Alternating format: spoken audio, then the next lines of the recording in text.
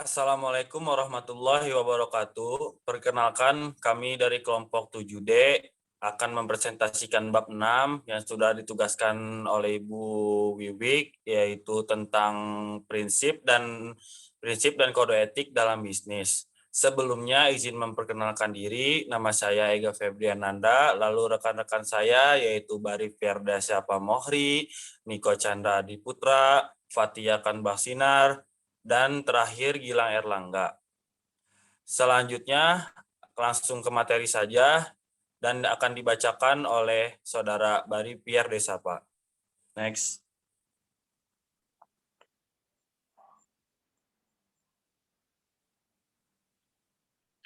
Ya, pertama saya di sini akan menjelaskan tentang pengertian profesi. Profesi adalah suatu pekerjaan yang membutuhkan keterampilan khusus untuk mengikuti pelatihan tertentu agar bisa melakukan pekerjaannya dengan baik. Secara lebih lanjut, pengertian profesi menurut para ahli adalah suatu pekerjaan yang didasarkan atas studi intelektual dan pelatihan yang khusus. Pengertian profesi menurut Kamus Besar Bahasa Indonesia adalah bidang pekerjaan yang dilandasi pendidikan, keahlian, keterampilan, kejujuran, dan sebagainya.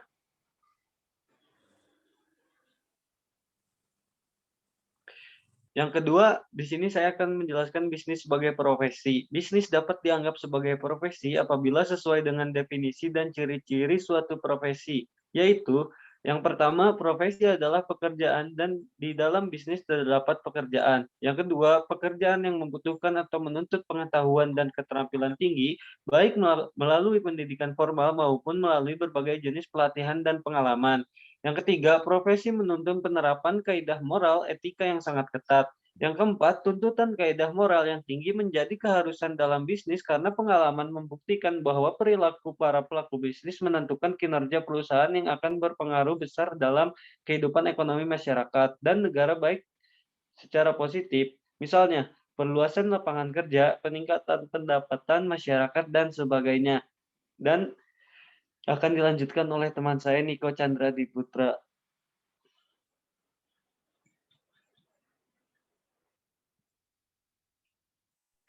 Iya, terima kasih Bari. Di sini saya akan menjelaskan tentang prinsip-prinsip etika bisnis. Di sini ada menurut Sonic Kerap itu yang pertama itu ada prinsip kejujuran. Itu adalah prinsip yang menanamkan sikap bahwa apa yang dilakukan harus sesuai dengan apa yang dijanjikan atau dikatakan. Prinsip ini juga mendorong kepatuhan dalam melaksanakan berbagai komitmen, kontrak, ataupun perjanjian yang telah disepakati. Yang kedua itu ada prinsip integritas moral. Prinsip ini menekankan untuk tidak merugikan orang lain dalam segala hal. Kemudian ada prinsip kesetiaan atau lebih dikenal dengan prinsip saling menguntungkan. Dalam berbisnis perlu ditanamkan prinsip win-win solution atau dengan kata lain setiap keputusan atau tindakan yang diambil harus bisa membuat semua pihak merasa diuntungkan. Kemudian itu ada prinsip otonomi. Otonomi merupakan prinsip kemandirian, kebebasan, dan tanggung jawab. Ini berkaitan dengan kemampuan untuk mengambil keputusan mandiri, melakukan tindakan sesuai dengan apa yang diyakini, bebas dari tekanan, hasutan, ataupun ketergantungan kepada pihak lain. Kemudian itu yang terakhir itu prinsip keadilan. Prinsip ini menanamkan sikap untuk selalu berlaku adil kepada semua pihak, tanpa membeda-bedakan baik itu terkait masalah ekonomi, hukum, sosial, ataupun masalah lainnya. Kemudian prinsip menurut Cox Roundtable pada tahun 2001. Itu ada yang pertama tanggung jawab bisnis itu dari shareholders ke stakeholder. Kemudian yang kedua dampak ekonomis dan sosial dari bisnis itu menuju inovasi, keadilan, dan komunitas dunia. Kemudian yang ketiga, perilaku bisnis dari hukum yang tersurat ke semangat saling percaya. Kemudian yang keempat, sikap menghormati aturan. Kemudian itu dukungan dari perdagangan multilateral. Kemudian sikap hormat bagi lingkungan alam, dan yang terakhir itu menghindari operasi-operasi yang tidak etis. Next.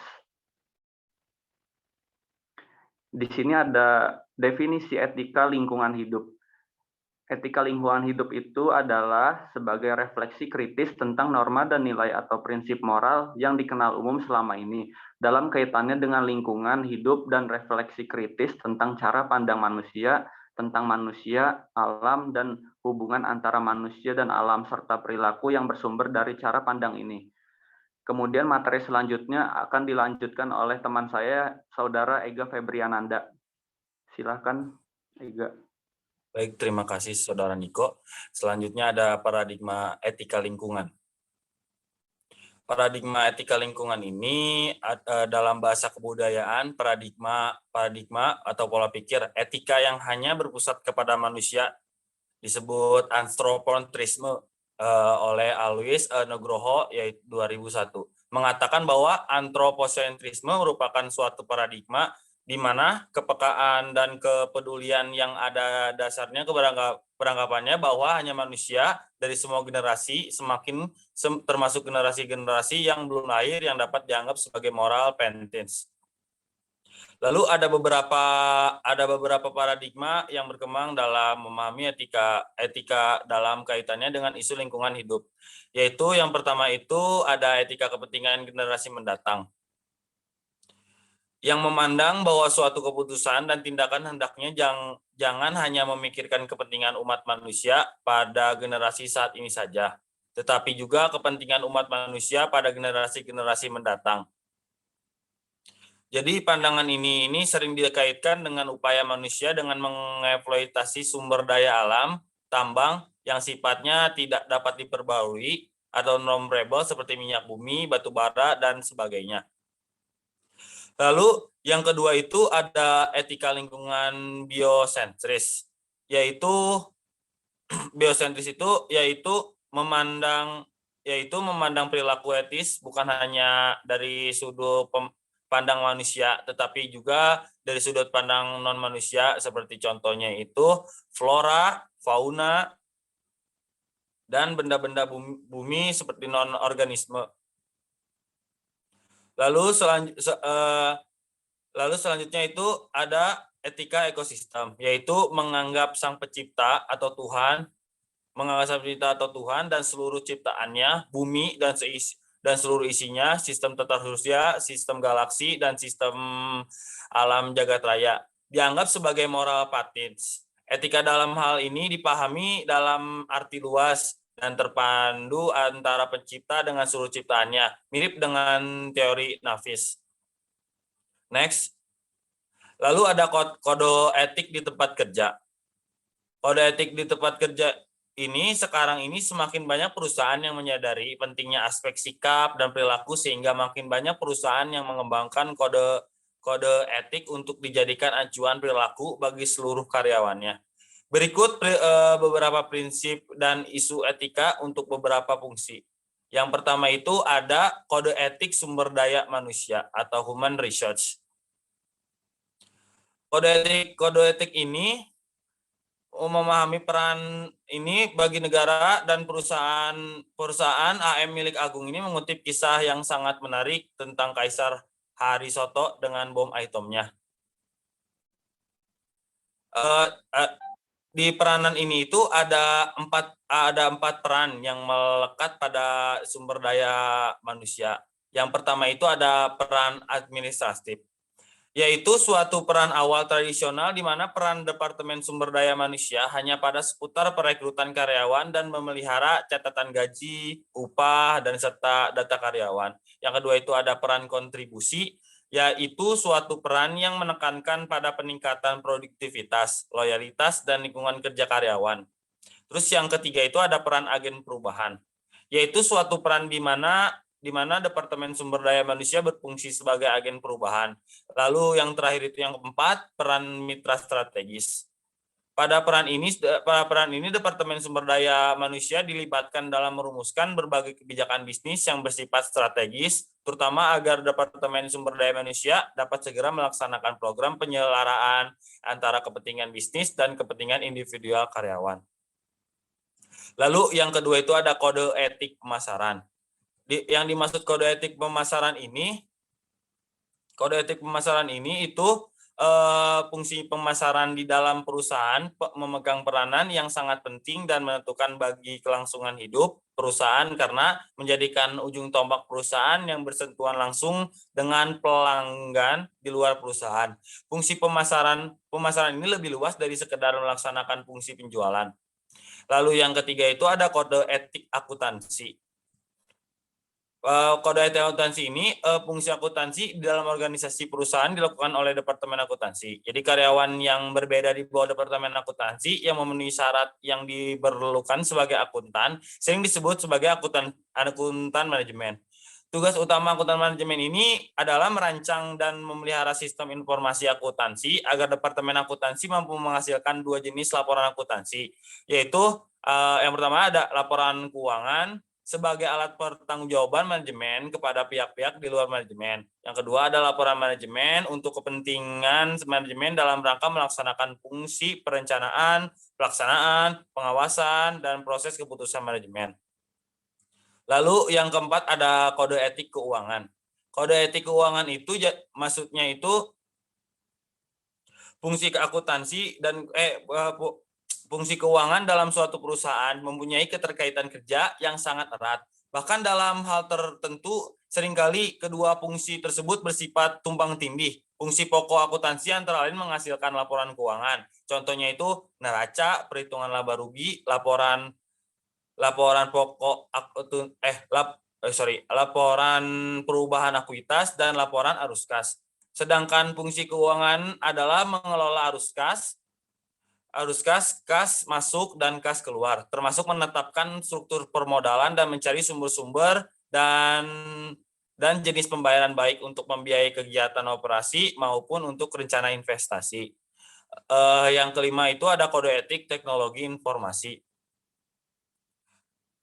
Pesatnya kemajuan ilmu pengetahuan dan teknologi informasi serta komunikasi telah mendongkrak ke kegiatan bisnis yang terkait dalam sistem informasi dan komunikasi untuk tumbuh dan berkembang dengan sangat pesat. Bisnis di bidang sistem informasi dan komunikasi telah menjadi ciri utama kegiatan bisnis menjelang akhir abad ke-2020 dan memasuki abad sekarang yaitu abad 2021 abad ke-21.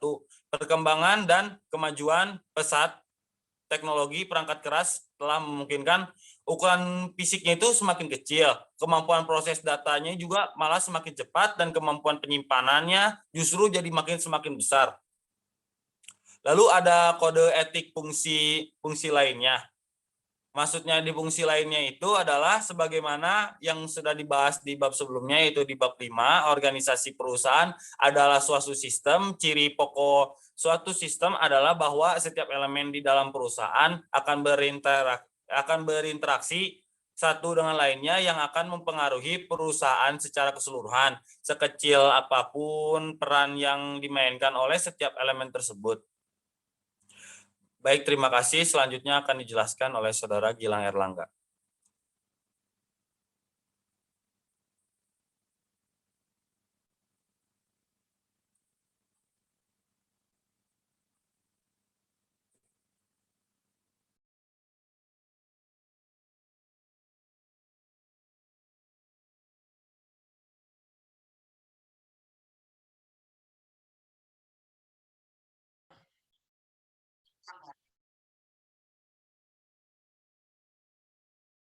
Baik, terima kasih Saudara Ega. Di sini saya akan menjelaskan mengenai perbandingan kode etik. Di sini terdapat tabel, yaitu topik-topik kode etik dalam perbandingan, yang terdiri dari American Marketing Association, yang kedua, Institute of Management Accountant, yang ketiga, Association for Investment Management and Research, dan yang keempat, Association for Computing Machine. Nah, di sini terlihat perbedaannya bahwa pada American Marketing Association terdiri dari tanggung jawab, kejujuran dan kewajaran, hak dan kewajiban, dan hubungan organisasi. Sedangkan pada Institute of Management Accountant terdiri dari kompetensi, integritas, kerahasiaan, objektivitas, resolusi atas konflik etis.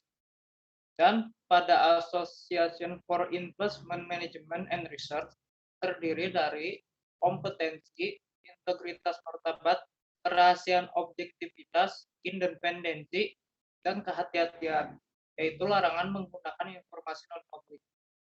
Dan yang terakhir yaitu Association for Computing Machine, yang terdiri dari tanggung jawab dan komitmen, jujur dan dapat dipercaya, kerahasiaan menghormati hak kekayaan intelektual, dan adil dan tidak diskriminatif, yaitu menghormati privasi orang lain. Next. Dengan mempelajari kode etik dari beberapa organisasi profesi, dapat dilihat dari tabel sebelumnya, yaitu dapat diberikan perbandingan topik-topik yang dimasukkan ke dalam kode etik profesi yang bersangkutan. Jika kita memerhatikan topik-topik, konsep-konsep atau istilah yang dipakai dari masing-masing contoh kode etik, terlihat bahwa ada banyak konsep atau istilah yang sifatnya tumpang tindih, belum menggunakan istilah baku, atau menggunakan istilah yang sama, namun dengan interpretasi yang berbeda. Oleh karena itu, sulit untuk memperoleh pemahaman yang jernih atas berbagai konsep tersebut. Sehubungan dengan hal tersebut, berikut beberapa konsep yang biasa muncul dalam pedoman kode etik suatu profesi yang akan dijelaskan oleh Fathiakan Basitar.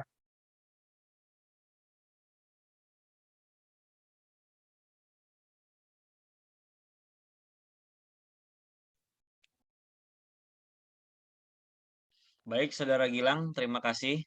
Saya akan melanjutkan. Sehubung dengan hal tersebut, berikut beberapa konsep yang biasa muncul dalam pedoman kode etis suatu profesi. Yaitu pertama, integritas. Menurut Julian M. dan Alfred 2007, integritas merujuk pada segala hal yang membuat seseorang bisa dipercaya. Ini berarti ada beberapa atribut atau kualitas-kualitas karakter individu terkait yang membentuk integritas tersebut. Atribut tersebut antara lain kejujuran, tindakan benar, tanggung jawab, kematangan, loyalitas, ketekunan, dan tidak korup. Yang kedua ada whistleblowing. Menurut Seneca Ruff 1998, adalah tindakan dilakukan oleh seseorang untuk membocorkan kecurangan antah yang dilakukan oleh perusahaan atau atasannya kepada pihak lain. Pihak yang dipelapori ini bisa saja atasan yang lebih tinggi atau masyarakat luas. Ketiga, ada kompetensi. Kompetensi berarti kecakapan dan kemampuan dalam menjalankan suatu pekerjaan profesinya. Orang yang kompeten berarti orang yang dapat menjalankan pekerjaannya dengan kualitas yang hasil yang baik. Yang keempat ada objektivitas dan independensi. Objektif berarti sesuai tujuan, sesuai sasaran, tidak berarti sebelah, atau selalu didasarkan atas fakta atau bukti yang mendukung. Independensi mencerminkan sikap tidak memihak serta tidak di bawah pengaruh atau tekanan pihak tertentu dalam mengambil keputusan dan tindakan.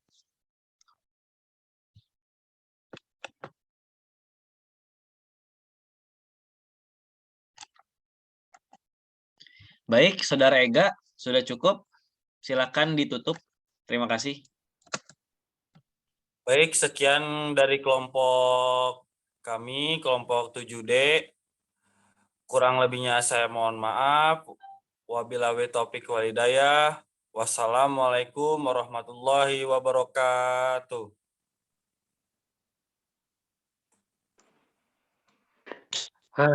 Akhirnya. Pai, nanti itu digabunginnya gimana, Pai? Coba Pai, lihat Pai. Pai. Lu belum open mic, jangan kobat kami, lu belum open mic. Oh iya. Walker bikin blunder anjrit. Lanjut ini dah. Lanjut grup aja, grup. Ini udah mau habis. Gua telepon grup ya. Grup. Ya, sambil relax.